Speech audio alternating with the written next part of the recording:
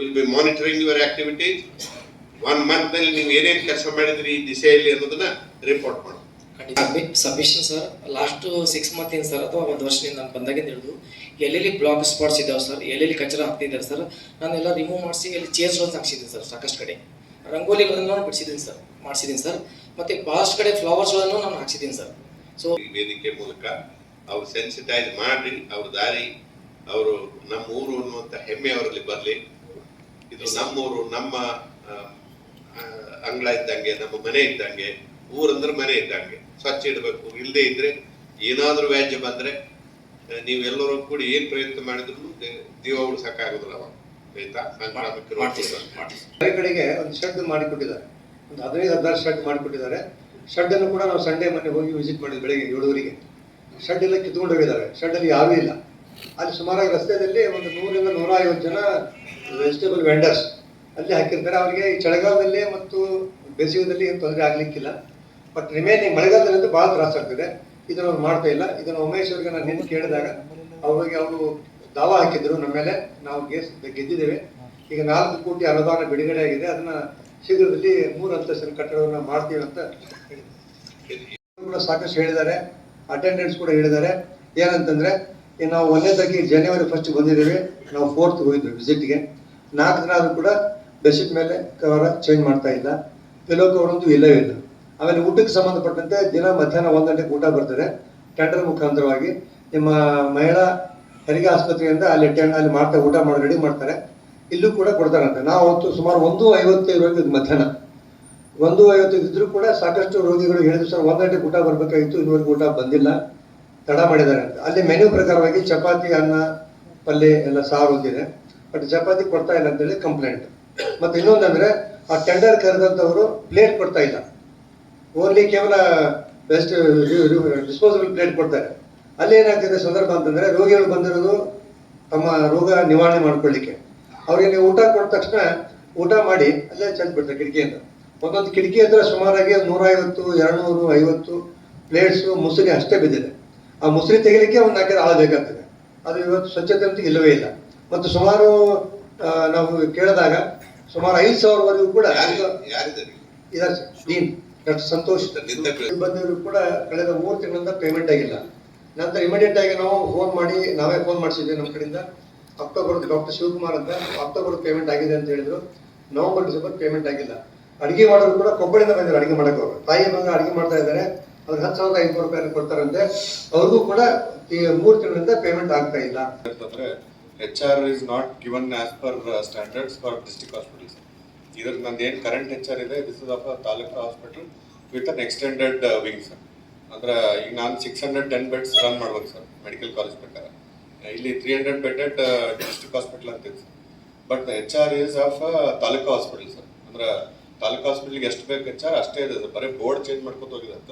ಅದ್ರ ತಕ್ಕ HRದು ಇನ್ನ ತನಕ ನಾ ಬಂದ್ಮೇಲೆ I have put up the proposal for teaching staff and non-teaching staff in August of. Have you produced any of yes, those documents? Yes, sir. Your proposal, when did you send and all that? Yes, sir. August. What is the response from?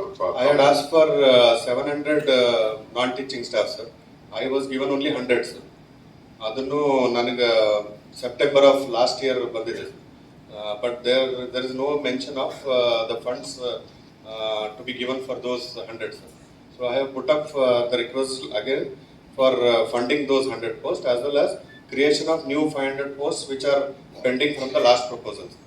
Both of these are in finance department, sir. ಏನು ನಿಮ್ಮಲ್ಲಿ patients ಇದು ಏನು ಬರ್ತದೆ, inflow ಏನಿದೆ sir? The patient inflow has actually doubled, tripled, sir, last 1.5 year ನಲ್ಲಿ. Like the current census is 250 inpatients per day and 1,000 nearing 12,000 OPDs per day, sir. Both hospitals included, sir. 1,000 OPD? Yes, sir. Not per 1,000 OPD. Nangit sir, the earlier it was in health side, sir. May 2024 in ನನಗೆ hand over ಆಗಿದೆ sir. ಅದ್ರ annual tenders ನಾನು ಕರೆದಿದ್ದೀನಿ sir. So ನಂಬಲ್ಲಿ ಹೆಂಗಿದೆ sir, we all go through annual tenders medical education ಅಲ್ಲಿ. So the annual tenders are already floated, ಬರ್ತಾ ಇದೆ sir. Meanwhile I am getting the short term tenders ಕರ್ತಾ ಇದ್ದೀನಿ sir. There is no E pharmacy in place. ನಿಮ್ಮಲ್ಲಿ distribution of medicine ಹೇಗೆ manually ಸಮಸ್ಯೆ ಎಲ್ಲ ಮಾಡ್ರಿ ಅಂತ ಹೇಳಿ ಪ್ರಪೋಸಲ್ ಫೈನಾನ್ಸ್ ಕಮಿಟಿನಾಗ ಇಟ್ಟಿದ್ದೀನಿ ಸರ್. 2.5 crores ಅದು DPR ಈಗ ಕೊಟ್ಟಿದ್ದಾರೆ ಸರ್. ನಿಮಗೆ ಇರುವಂತ ಬಿಲ್ಡಿಂಗ್ ನಲ್ಲಿ ಎಷ್ಟಿದೆ, ಎಷ್ಟು ಫ್ಲೋರ್ ಇದೆ building? G+3 sir. 3+3. So it has capacity for 6 and 5 beds. Sir ಅದು ಹೆಂಗಿದೆ sir, the main hospital sir ಹೋಗಿದ್ದು 400 beds, 450 beds. ಇನ್ನೊಂದು ಇಲ್ಲಿ ಹಳೆ ಹಾಸ್ಪಿಟಲ್ ಇದೆ ಸರ್ ಊರಲ್ಲಿ, ಅದು 150 beds, which is mother and child hospital. ಅಂದ್ರೆ OBG ಮತ್ತು ಪೀಡಿಯಾಟ್ರಿಕ್ ಡಿಪಾರ್ಟ್ಮೆಂಟ್ ಇಲ್ಲಿ ಇರುತ್ತೆ. ಓಕೆ. ಈಗ ಇದೆಲ್ಲ ಕರೆಕ್ಟ್. ಏನು ನಿಮ್ಗೆ ಒಂದು ಇಚ್ಛೆ ಬೇಕು, ಅದಕ್ಕೊಂದು ಬೇಕು. 4 ಮಂದಿನ ಹೆಚ್ಚು ಕ್ಲೀನ್ ಮಾಡಕ್ ಆಗೋದಿಲ್ಲ, 2 ದಿವಸಕ್ಕೊಮ್ಮೆ 3 ದಿವಸಕ್ಕೊಮ್ಮೆ. ಅವ್ರನ್ನ ಪ್ರಿವೆಂಟ್ ಮಾಡಕ್ ಆಗೋದಿಲ್ಲ, ಅಲ್ಲಿ ಬರೋರಿಗೆ ಕೋಚ್ ಮಾಡಕ್ ಆಗೋದಿಲ್ವಾ, ಕೌನ್ಸಿಲಿಂಗ್ ಮಾಡಕ್ ಆಗೋದಿಲ್ವಾ? ಇಲ್ಲಿ ಆಯ್ತು ಎಸಿ ಬೇಡ ನೀನು ಬಂದು ಇಲ್ಲಿ ಹಾಕು ಮತ್ತೊಂದು ಬಿನ್ ಇಟ್ಟು ಮಾಡಕ್ ಆಗೋದಿಲ್ವಾ? That difficult? ಇಲ್ಲ ಸರ್, ಅದು ಮಾಡ್ತಾ ಇದೆ sir. Every weekly the Swachhata campaign is being done sir. But ಏನಾಗ್ತಾ ಇದೆ ಸರ್, ಬಿಕಾಸ್ ಆಫ್ ಲೈಕ್ ನಮ್ಮಲ್ಲಿ ಬೇಸಿಕ್ ಗ್ರೂಪ್ ಟೀಸ್ ಇಲ್ಲ sir, nursing staff and group. ಈಗ ನಾವು ಹೇಳೋದು ಇಷ್ಟೇ, ಇವತ್ತು ನಿಮ್ಮ ಊರಿಗೆ ಬಂದಿದ್ದೀವಿ, ನಮ್ಮ ಆಫೀಸರ್ ಹೋಗಿ ಇನ್ಸ್ಪೆಕ್ಷನ್ ಮಾಡಿದ್ದಾರೆ, ಕಿಟಕಿ ಕೆಳಗಡೆ ನೋಡ್ತಾರ, ಕಸ ಬಿದ್ದಿದೆ ಇಷ್ಟ ಹತ್ರ, ಯಾವುದು ಊಟ ಮಾಡಿ ಹಸ್ತದೆ. ಅದರ ಅರ್ಥ ಏನು? ಅದರ ಅರ್ಥ ಅದು ಅಲ್ಲೇ ಇರ್ತದೆ ಯಾವತ್ತು. ಸಾವಿರಾರು ಕೊಡ್ಬೇಕು ಅಂತ ಕೇಳಿದ್ವಿ, ಬಟ್ ನಾವು ಓವರ್ ಟೈಮ್ ವರ್ಕ್ ಮಾಡ್ತೀವಿ. ಇಲ್ಲಿ ಬಂದೀವಿ 11 ಗಂಟೆ, ರಾತ್ರಿ 11 ತನ ಸರ್ಚ್ ಮಾಡಿದ್ದಾರೆ ಕೆಲವು ಆಫೀಸ್ಗಳನ್ನು. ಯಾಕೆಂದ್ರೆ ಕೆಲವು ಅನಾಹುತ ಕೆಲಸಗಳನ್ನು ಮಾಡಿದಾರಲ್ಲ ಬೀದರ್ ಗೀದರ್ನಲ್ಲಿ. ಅದಕ್ಕೆ ಮನೆ ಇಚ್ಛೆ ಇರಬೇಕು, ಮತ್ತು ನಮ್ಮದು ಇದು ಸಂಸ್ಥೆ, ಇದನ್ನು ಬಿಲ್ಡ್ ಮಾಡಬೇಕು ಅನ್ನೋಂಥದ್ದು ಇರಬೇಕು. ನೀವು ಮೀಟಿಂಗ್ ಮಾಡಬೇಕು, ಆಫೀಸರ್ಸ್ಗಳಿಗೆ ರೆಸ್ಪಾನ್ಸಿಬಿಲಿಟಿ ಕೊಡಬೇಕು. ಸೊ ನಿಮ್ದು ಏನಿದೆ, ನಿಮ್ಮ ಇನ್ಫ್ರಾಸ್ಟ್ರಕ್ಚರ್ ಫೆಸಿಲಿಟಿ ಎಲ್ಲಿ ಪ್ರಾಬ್ಲಮ್ ಆಗಿದೆ ಅನ್ನೋದನ್ನ ನಾವು will take it up. We are going to critical areas are being covered, sir. For example, inside the wards, inside the OTs, they are being covered, sir, with the existing staff, sir. ಈ ಹೊರಗೆ ನನಗೆ actually there is a staff deficiency. ಅಂದ್ರೆ ನಾ ಈಗ ವಾರಕ್ಕೆ ಒಮ್ಮೆ ಮಾಡಕ್ ಹೋಗ್ತೀನಿ ಸರ್. ನೀವು ಅಂದಂಗ ಅದನ್ನ ಇವತ್ತು ಕ್ಲೀನ್ ಮಾಡಿರ್ತೀನಿ, ಇನ್ನೊಂದು 2-3 ದಿವಸನಾಗ ಮತ್ತೆ ಅದು ಅಲ್ಲಿಗೆ ಬರ್ತದೆ. ಸೊ ಅದು that is really a situation which I have addressed or I have told my higher ups to look into it seriously, sir, because that itself is a place for infections, sir. ಸರ್ಕಾರದ ದುಡ್ಡು ಅನಾವಶ್ಯಕವಾಗಿ ಖರ್ಚು ಮಾಡಕ್ ಹೋಗ್ಬೇಡಿ. ನಿಮ್ salary ಕೊಡೋ ಅವಶ್ಯಕತೆನೂ ಬರುದಿಲ್ಲ. ಅವಾಗ ಅಟ್ಲೀಸ್ಟ್ ಹಾಸ್ಟೆಲ್ಗಳು ಬಂದ್ ಮಾಡಿಬಿಟ್ರೆ ನಿಮ್ ಸ್ಯಾಲ್ರಿ ಏನು ಉಳಿತದ? ಆ ಮಕ್ಕಳಿಗೆ ಮಾತ್ರ ಹಂಚಕ್ ಬರ್ತದೆ, ಅವ್ರ ಮನೆಯಲ್ಲಿ ವಿದ್ಯಾಭ್ಯಾಸ ಕೊಡಕ್ ಬರ್ತದೆ ಅವ್ರಿಗೆ ಅದೇ ದುಡ್ಲಿಂದ. ಈ ನೋಟಿಸ್ ಇದು ತುಂಬಾ ಅನ್ಯಾಯ ಮಾಡ್ತಾ ಇದ್ದೀರಿ ನೀವು. ನಾ ಬೆಂಗಳೂರಿನಲ್ಲೂ ಇದನ್ನ 80 ಹಾಸ್ಟೆಲ್ಗಳನ್ನ 4-5 ದಿವಸಗಳಲ್ಲಿ 9 ಹಾಸ್ಟೆಲ್ ಕವರ್ ಮಾಡಿದ್ವಿ ನಾವು. ಅವ್ರಿಗೆ ಹೇಳಿದ್ವಲ್ಲ, ಮಿನಿಸ್ಟರ್ ಡೆಪ್ಟಿ ಡೈರೆಕ್ಟರ್ ಅದಿಲ್ಲ ಸರ್ವಸಪ್ಪ. ಈಗ ಇವ್ರು ಅವ್ರ ಪಕ್ಕದಲ್ಲಿರೋರು ಯಾರು? ಅವರಂದ್ರೆ ನಮಸ್ತೆ sir, tribal welfare district officer. Tribal welfare 951 7 ಹಾಸ್ಟೆಲ್ನಲ್ಲಿ 951, ಆಲ್ಮೋಸ್ಟ್ ಎವರೇಜ್ ಮೋರ್ ದ್ಯಾನ್ 100. ಮತ್ತೆ ಎಲ್ಲಿಂದ ಬಂದ್ರು? ನಾವು ಪರ್ಟಿಕ್ಯುಲರ್ ಕೇಸಿಗೆ ನಾವು ರಿಜಿಸ್ಟರ್ ಮಾಡ್ತೀವಿ ಕೇಸ್. ಅವ್ರನ್ನ ಎಲ್ಲಿಗೆ ತಗೊಂಡು ಹೋಗ್ಕೊಂಡು ತಗೊಂಡು ಹೋಗ್ತಿದ್ದೆ, different. But what I am saying, ಎಲ್ಲ ಹಾಸ್ಪಿಟಲ್ಗಳಲ್ಲಿ ಸ್ವಚ್ಛತೆ ಇಲ್ಲ, ಬೆಡ್ಸ್ ಇಲ್ಲ ಸರಿಯಾಗಿ, ಟಾಯ್ಲೆಟ್ ಸರಿ ಇಲ್ಲ. ಕೆಲವು ಹಾಸ್ಟೆಲ್ ಇರುವಂತ ಮಕ್ಕಳು ಚರಿಗೆ ತುಂಬ ಹೊರಗಡೆ ಹೋಗ್ತಾರೆ ಟಾಯ್ಲೆಟ್ ಮಾಡಿ. ನಮ್ಮ ವಿಸಿಟ್ ಮಾಡೋದಲ್ಲ. ನಿಮ್ಮ ಹೆಸರೇನು? ಚನ್ನಪ್ಪಗೌಡ ಚೌಧರಿ ಅಂತ ಹೇಳಿ ಸರ್. ಚೌಧರಿ. ಹುಣಸಿಗೆ ಅದು ಶಾಪೂರ್ನಲ್ಲಿರುವಂತಹ ಹಾಸ್ಟೆಲ್ಗೆ ಅಷ್ಟು ಡೋರ್ ಮುರಿದು ಹೋಗ್ಬಿಟ್ಟಿದೆ, ಬಾತ್ರೂಮ್ ಒಳಗೆ ಹೋಗಂಗಿಲ್ಲ, ಅವ್ರ ಚರಿಗೆ ತಗೊಂಡು ಹೊರಬೇಕು ಸರ್. ಅವರು ಟಾಯ್ಲೆಟ್ ರೂಮ್ ಸರ್, ಅಲ್ಲಿ ಹೋಗ್ತಾರೆ ಸರ್. ಅವು ಟಾಪ್ ಮೇಲೆ ಇದೆ ಸರ್, ಪೂರಾ ಟೆರಸ್ ಮೇಲೆ ಇರ್ತಕ್ಕಂಥ ಶೌಚಾಲಯ ಸರ್, ಡೋರ್ ಮುಂದಿದ್ದಾವ ಸರ್. ಒಳಗಡೆ 4 ಬಾತ್ರೂಮ್ 4 ಟಾಯ್ಲೆಟ್ ಇದಾವ ಸರ್ ಒಳಗಡೆ ಸರ್. ಅಲ್ಲಿ ವಿದ್ಯಾರ್ಥಿಗಳು ಅಲ್ಲಿ 100 ಜನ ವಿದ್ಯಾರ್ಥಿಗಳು ಇದಾರೆ ಸರ್. 4 ಬಾತ್ರೂಮ್ 4 ಟಾಯ್ಲೆಟ್ 100 ಜನರಿಗೆ ಹೆಂಗ್ ವ್ಯವಸ್ಥೆ ಮಾಡ್ತಪ್ಪ ಹೇಳು. ಅಲ್ಲಿ ಮೇಲ್ಗಡೆ ಸರ್ ನಾವು ಈಗ ಒಂದು ವರ್ಷ ಆಯ್ತು ಸರ್, ಹೊಸ ಬಿಲ್ಡಿಂಗ್ ಅದನ್ನ ರೆಂಟೆಡ್ ಬಿಲ್ಡಿಂಗ್ ಸರ್. ಅದನ್ನ ರೆಂಟ್ ತಗೊಂಡಿ ಸರ್, ಹೊಸ ಸ್ಯಾಂಕ್ಷನ್ ಸರ್. ಬೇರೆ ಕಡೆ ಬಿಲ್ಡಿಂಗ್ ಸಿಗಲ್ಲ ಸರ್. ಹಾಗಾಗಿ ಟೆರಸ್ ಮೇಲೆ ಮಾಡಿದ್ ಸರ್, ಚಿಲ್ಕ ಹಾಕಿ ಬರಂಗಿಲ್ಲ ಸರ್. ಗಾಳಿಗೆ ಈ ರೀತಿ ಒಂದ್ಸರಿ ಹೊಸದಾಗಿ ಮಾಡಿಸ್ಕೊಂಡಿ ಸರ್, ಅದು ಪೂರ್ತಿ ವರ್ಕ್. ಮತ್ತು 6 ತಿಂಗಳಿಂದ ಮತ್ತೊಂದು ರಿಪೇರಿ ಮಾಡಿಸಿವಿ ಸರ್. ಮಾಡಿಸಿದ್ರು ಬರುವಾಗ ವಿದ್ಯಾರ್ಥಿಗಳು ಚಿಲ್ಕ ಹಾಕದೆ ಬರೋದ್ರಿಂದ ಗಾಳಿ ಒಟ್ಟ ನಿಲ್ತಾ ಇಲ್ಲ ಸರ್. ಮಾಡುವುದಿತ್ತು ಅಂದ್ರೆ ಸರಿಯಾಗಿ ಕೆಲಸ ಮಾಡೋಕ್ಕಿಲ್ಲ ಅಂದ್ರೆ ಬಿಟ್ಟು ಮನೆಗೆ ಹೋಗು ಅಲ್ವಾ? ಮಾಡೋದ್ರೆ ಸರಿ ಕೆಲಸ ಮಾಡ್ಬೇಕು. ಇದು ಆಯ್ತು. ನಿಮ್ಗೆ ಈ ತರ ತೊಂದರೆ ಇದೆ ಅಂತ ನಿಮ್ಮ ಮೇಲಾಧಿಕಾರಿಗೆ ಬರ್ದು ಹಾಕಿದ್ರ, ಈ ಗಾಳಿ ಬರ್ತಾ ಇದೆ, ಈ ಸಾರಿ ಬಾಗಿಲು ಮುರಿದಿದೆ, ಆ ಬಾಗಿಲನ್ನ ರಿಪೇರಿ ಮಾಡ್ಬೇಕು, ಅಥವಾ ಆ ಗಾಳಿಯಲ್ಲಿ ಬರಲಾರ್ದಂಗೆ ಏನಾದ್ರು ಒಂದು ಚಾರ್ಟ್ ಮಾಡ್ಬೇಕು ಅಂತ ಏನಾದ್ರು ಬರ್ದು ಹಾಕಿದ್ದೀರಾ? ಬಿಲ್ಡಿಂಗ್ ಕಟ್ಟಡ ಸರ್ ಶಿಫ್ಟ್ ಮಾಡಬೇಕು ಸರ್. ಹಂಗೆ ಮಾತಾಡಿದ್ರೆ ಏನಪ್ಪಾ ಎಲ್ಲದಕ್ಕೊಂದು ಉತ್ತರ ಹೇಳ್ತೀರಲ್ಲ. 100 ಜನ ಮಕ್ಕಳಿಗೆ 4 ಅಥವಾ 6 ಟಾಯ್ಲೆಟ್ ಸಾಕ? ಹೇಗೆ ಬದುಕ್ಬೇಕು ಮಕ್ಕಳು? ಹೋಗಬೇಕು, ಹೊರಗೆ ಹೋಗ್ಬೇಕು. ಓಪನ್ ಡೆಫಿಕೇಶನ್ ಈಗಲೇನೆ ಕಲಿಯುವ ಮಕ್ಕಳಿಗೂ ಓಪನ್ ಡೆಫಿಕೇಶನ್ ಅಂತಂದ್ರೆ ಇನ್ನ ಉಳಿದವ್ರ ಬಗ್ಗೆ ನಾವು ಮಾತಾಡೋದೇ. ಬಂದು ನಿಮ್ಮ ಹಾಸ್ಟೆಲ್ಗಳನ್ನೆಲ್ಲ ನೋಡ್ತೀವಿ. ಇವ್ರು ನಿಮ್ಮದೆಲ್ಲ ನಿಮ್ಮನ್ನ ಪರ್ಸನಲಿ ಪಾರ್ಟಿ ಮಾಡಿ ಕೇಸ್ ಹಾಕ್ತೀವಿ. ನೀವು ಎಲ್ಲಿ ಹೋದ್ರೂ ನಿಮ್ಮನ್ನು ಬಿಡುದಿಲ್ಲ ಅದು case. Even if you are transfer to ಏನು ಮಂಗಳೂರು, ಉಡುಪಿ, ನಿಮ್ಮನ್ನೇ ಹೇಳ್ಕೊಂಡ್ ಬರ್ತೀವಿ. ನಿಮ್ಮ ಟೈಮ್ನಲ್ಲಿ ಏನ್ ಮಾಡ್ತೀರಿ ಕೆಲಸ ಅನ್ನೋದನ್ನು ನಾವು ಅಲ್ಲಿ ನಮ್ಮ ರೆಕಾರ್ಡ್ ತೋರಿಸ ಪರ್ಸನಲಿ ಪಾರ್ಟಿ ಮಾಡ್ತೀವಿ. ನಿಮ್ಮನ್ನ ರಿಪೋರ್ಟ್ ಹಾಕಿದ್ರಿ, ಸರಿ ಕೆಲಸ ಮಾಡಿ ಕಂಪ್ಲೈನ್ಸ್ ರಿಪೋರ್ಟ್ ಹಾಕಿದ್ರಿ, ಒಂದು ಸಿಂಪಥೆಟಿಕ್ ಆಗಿ ನೋಡ್ತೀವಿ. ಇಲ್ಲದೆ ಇದ್ರೆ very harsh view will take in the matter. Dining hall ಇದೆ ಅಂತೆ, ಡೈನಿಂಗ್ ಹಾಲ್ ಪಕ್ಕದಲ್ಲಿ ಹಂದಿಗಳು ಓಡಾಡ್ತಾರೆ, ಅದರ ಪಕ್ಕದಲ್ಲಿ ಅಲ್ಲೇ ಇದು ಚರಂಡಿ ಇದೆ, ಕೊಚ್ಚೆ ಇದೆ. ಆ ಮಕ್ಕಳು ಊಟ ಮಾಡ್ಬೇಕು, ಅಲ್ಲಿ ಕೊಚ್ಚೆ, ಸುತ್ತಲೂ ಹಂದಿ. ಮತ್ತೆ ಏನು what hygiene we can expect? We are noted it. ಯಾವ್ದು ಅಂತ ಹೇಳ್ತೀವಿ ನಿಮಗೆ, ಎಲ್ಲಾನು ನಿಮ್ಗೆ ಹೇಳ್ಬೇಕಾಗಿಲ್ಲ ಈಗ, ಬಟ್ ಅದರ ಝಲಕ್ ತೋರಿಸ್ತಾ ಇದ್ದೀವಿ. ಯಾಕೆ ಹೀಗೆ ಆಗ್ತಾ ಇದೆ? ಸ್ಪೆಷಲ್ ಸ್ಟೇಟಸ್ ಕೊಟ್ಟರು, Hyderabad Karnataka special status, special grants, social welfare department, social welfare, welfare of the people. What is the welfare? Look at the welfare. ಒಂದೊಂದು ರೂಮಿನಲ್ಲಿ 20-15 ಮಕ್ಕಳನ್ನ ಹಾಕೋದು, ಹಾಕಿ ಬಿಟ್ಬಿಡುದು. ನಮ್ಮ ಸಮಾಜ ಕಟ್ಟುವಂತ ವ್ಯಕ್ತಿಗಳಾಗಬೇಕು. ಡಿಸಿಪ್ಲಿನ್ ನೀವು ಕಲಿಸ್ಬೇಕು. ನಾ ಹೇಳಿದ ಹೋದಲ್ಲೆಲ್ಲ ಹೇಳ್ತೀನಿ. ಹಾಸ್ಟೆಲ್ಗಳು, ಕೆಲವು ಹಾಸ್ಟೆಲ್ಗಳನ್ನು ಶಿವಮೊಗ್ಗದಲ್ಲಿ ಹೋಗಿದ್ದೆ. ಒಂದು BCM ಹಾಸ್ಟೆಲ್, ಒಬ್ಳು lady, Muslim lady warden, beautifully she has maintained.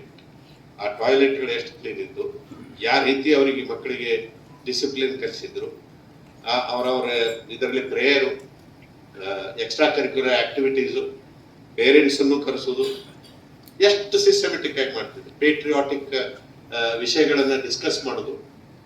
ಬೇರೆ ಬೇರೆ ಇದು district place, there will be district judges, there will be IPS officers, you have your deputy commissioner, you can invite them, you can ask them to present certain new things.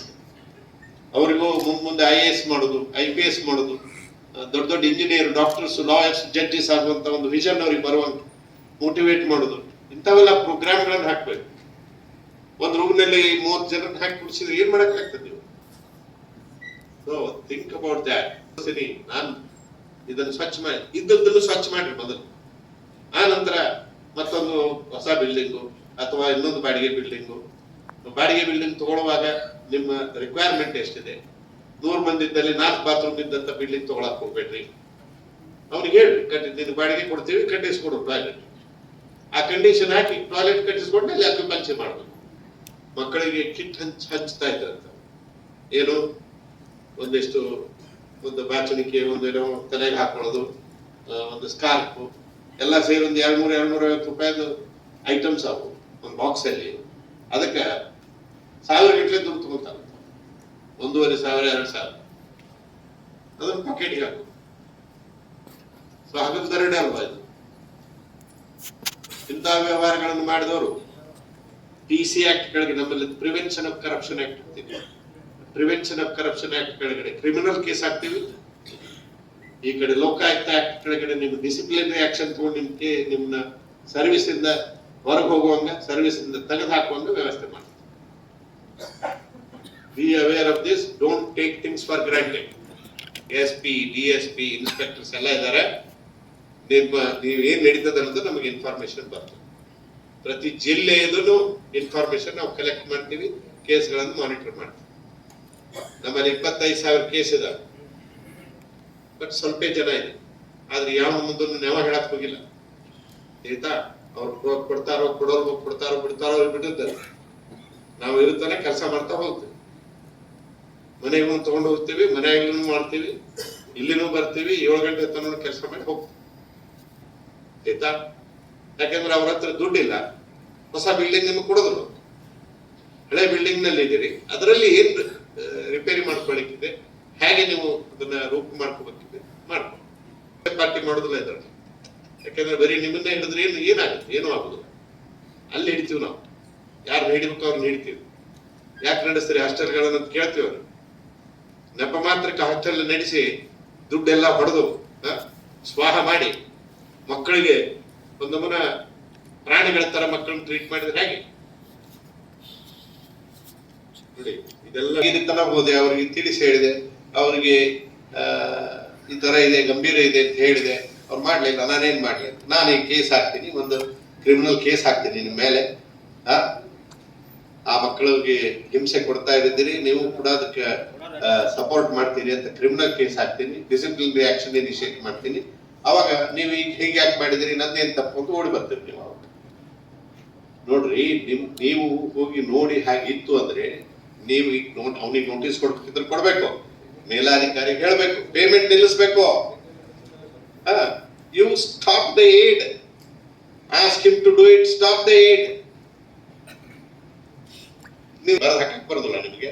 Sir GPS photo ಸಮೇತ ಕೊಟ್ಟಿದ್ದೀನಿ sir. ಕೊಟ್ಟಿದ್ದೀರಾ? ಹಾಂ sir. ಕೊಡಿ, ನಮಗೆ ಕೊಡಿ copy. ಯಾರು ನಿಮ್ DD ಯಾರು ಇಲ್ಲ ಯಾಕಪ್ಪ ಡಿಡಿ ಸರ್? ನಮಸ್ತೆ ಸರ್. ಅದು ರೆಂಟ್ ಬಿಲ್ಡಿಂಗ್ ಈಗ ಆಲ್ರೆಡಿ ಗ್ರ್ಯಾಂಡ್ ಬಿಲ್ಡಿಂಗ್ ಕೂಡ ಸ್ಯಾಂಕ್ಷನ್ ಆಗಿದೆ ಸರ್. ಈಗ ಆಲ್ರೆಡಿ ಪೇಂಟಿಂಗ್ ಅಂತಂದೇಳಿ ಇದೆ ಸರ್. ಅದು ಹೊಸ ಬಿಲ್ಡಿಂಗ್ ಕಟ್ಟಿದ್ದಾರೆ ಸರ್ ಅವರು. ಅದು ಹಾಸ್ಟೆಲ್ ಮೊದಲು ರೆಂಟ್ ಬಿಲ್ಡಿಂಗ್ ಅಲ್ಲಿ ಇತ್ತು ಸರ್. ಈಗ ನಮ್ಮ ಇಲಾಖೆಯಲ್ಲೂ ಕೂಡ ಅವರು ಗ್ರಾಂಟ್ ತಗೊಂಡಿದ್ದಾರೆ ಸರ್ ಬಿಲ್ಡಿಂಗ್ ಗೋಸ್ಕರ. ಈಗ ಆಲ್ರೆಡಿ ಫೈನಲ್ ಕಂತು ಕೂಡ ಮನೆ ರಿಲೀಸ್ ಮಾಡಕ್ಕೆ ಕೊಟ್ಟಿದ್ದೀವಿ ಸರ್. ಇನ್ನೊಂದು 2 months ಎಲ್ಲ ಹೊಸ ಬಿಲ್ಡಿಂಗ್ ಆಗ್ತದೆ. ಆಯ್ತು. ರೈತರಿಗೆ 10 ರೂಪಾಯಿ ಕೊಡದೆ ಅಂತ ಬಿಡೋದಿಲ್ಲ. ಒಂದು ರೂಪಾಯಿ ಕಡಿಮೆ ಇದ್ರು ಕೂಡ ಲೇಡೀಸ್ಗೆ ಮೊನ್ನೆ 1 ರೂಪಾಯಿ ಕಡಿಮೆ ಇದ್ರು ಮೊಬೈಲ್ ಇಟ್ಟು ಹೋಗು ನೀನು, ಆಮೇಲೆ ಬಾ, ಈ ರೀತಿವರೆಗೂ ಹೋಗಿದೆ. ಡಿಪೋ ಮ್ಯಾನೇಜರ್ ಆಗಿದ್ದಾರೆ, ಡಿಪೋ ಮ್ಯಾನೇಜರ್ ಅವರು ಕೂಡ ಬೆಳಿಗ್ಗೆ ಹೋಗಿದ್ರು, ಅವರ ಸಮಕ್ಷಮ ಆಗಿದೆ. ಮತ್ತು ಹಳೆ ಬಸ್ ಸ್ಟ್ಯಾಂಡ್ ಅಲ್ಲಿ 1, ಹೊಸ ಬಸ್ ಸ್ಟ್ಯಾಂಡ್ ಅಲ್ಲಿ 2 ಇದೆ ಟಾಯ್ಲೆಟ್ಸ್. ಒಬ್ಬರೇ ಲೇಡಿ 2 ಕಡೆ ಮಾಡ್ತಾರೆ ಕೆಲಸ, ಸಾಧ್ಯನೇ ಇಲ್ಲ ಸರ್. ಇವರು ಅವ್ರಿಗೆ ನೋಟಿಸ್ ಕೊಟ್ಬಿಟ್ಟು ಒಂದು 2.5 ಲಕ್ಷ ತನಕ ದಂಡ ಹಾಕಿದ್ದಾರೆ ಸರ್ ಟಾಯ್ಲೆಟ್ ರೂಮ್. ಆಮೇಲೆ ಈಗ ಇದು ಟ್ಯಾಕ್ಸ್ ಅದು ನಿಂದಿರ್ತಾರಲ್ಲ ಸರ್, ಪಾರ್ಕಿಂಗ್ದವ್ರಿಗೆ ಅದು ದುಡ್ಡು ತೊಟ್ಟಾಗ ನಮ್ಗೆ ಗೊತ್ತಾಗಿದೆ ನಿನ್ನೆ ಸರ್. ನಾವು ಹೋಗಿದ್ದೀವಿ ಸರ್ ಅಕಾಡೆಮಿಗೆ. ಹೋಗಿದಾಗ ಅವರು ಹಿಂಗೆ ವಸೂಲಿ ಮಾಡ್ತಾರೆ, ಮತ್ತೆ ಚೇಂಜ್ ಮಾಡಿಸ್ತಾರೆ ತೊಗೊಂಡು ಬಂದಿದ್ದೀನಿ ಸರ್. ಆಯ್ತು, ಈಗ ಸಹಿ ಮಾಡ್ಕೊಡ್ತು ಬಂದ್ರಿ. ಎಲ್ಲ ಬೋರ್ಡ್ಗಳನ್ನ ಹಾಕಿದ್ವಿ ಸರ್. ಅದು ಟಾಯ್ಲೆಟ್ ಒಳಗೂ ಕೂಡ ಮತ್ತು ಹೊರಗೂ ಕೂಡ ಎಲ್ಲ ಡಿಸ್ಪ್ಲೇ ಮಾಡಿದ್ದೀವಿ ಸರ್. ಎಲ್ಲ ಇವನ್ ಅವ್ರಿಗೆ ಚೇಂಜ್ ಬಾಜ್ ಕೇಳಿದರೆ QR ಕೋಡ್ನಲ್ಲಿ ಮಾಡಲಿ ಅಂತೇಳಿ QR ಕೋಡ್ನು ಕೂಡ ಅಲ್ಲಿ display ಮಾಡಿಸಿದ್ದೀನಿ sir.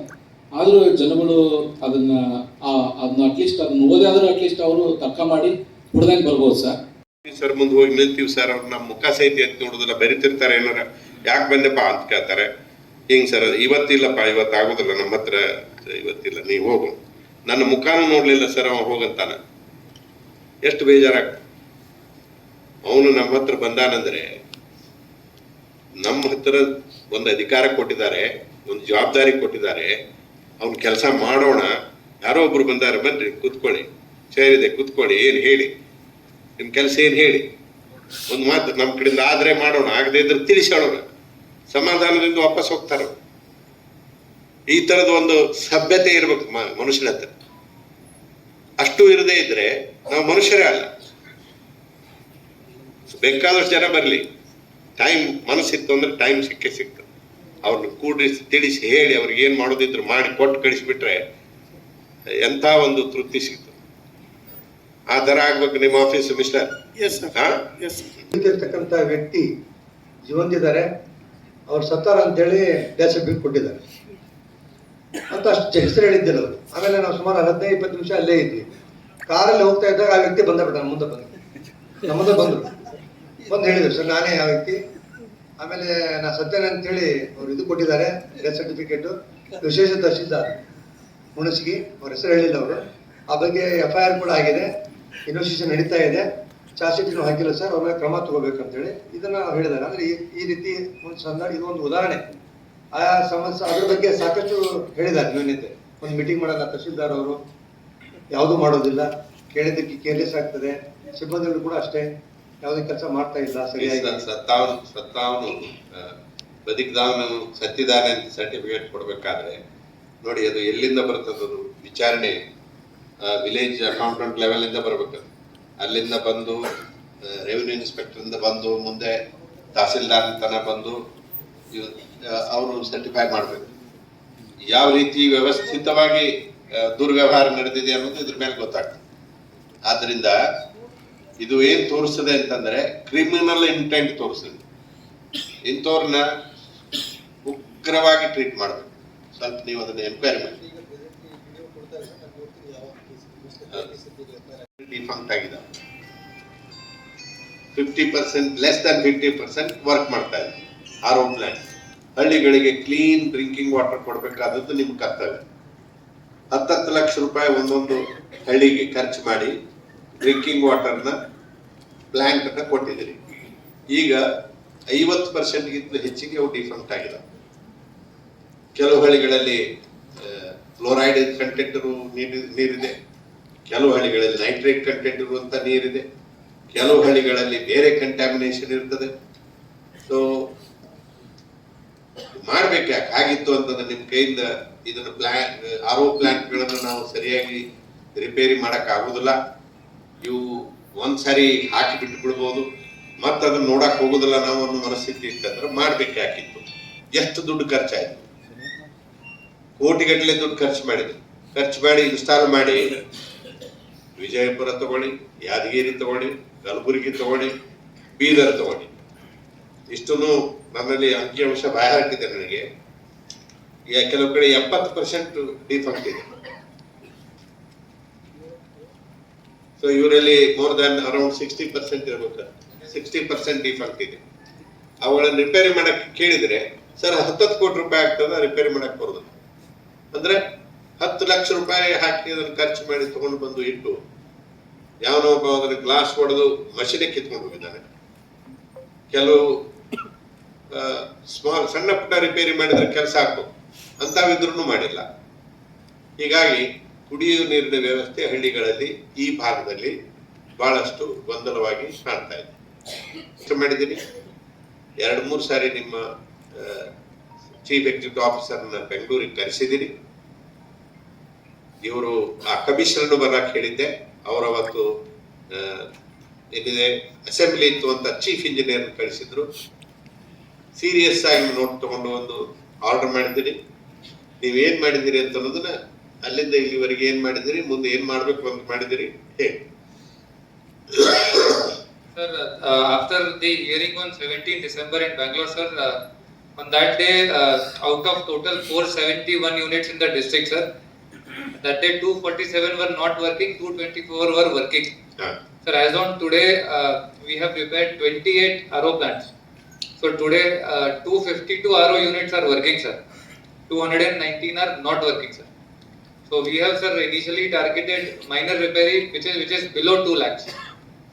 And included in the Taluka Panchayat and Jilla Panchayat action plan.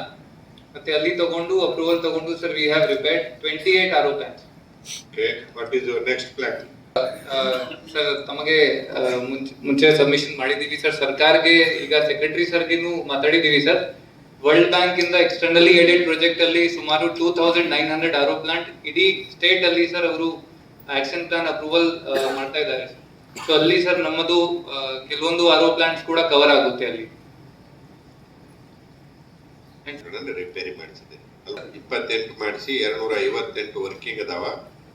ಇನ್ನು ಎಷ್ಟು ನಾಟ್ ವರ್ಕಿಂಗ್? ಎಷ್ಟು ನಾಟ್ ವರ್ಕಿಂಗ್? 219.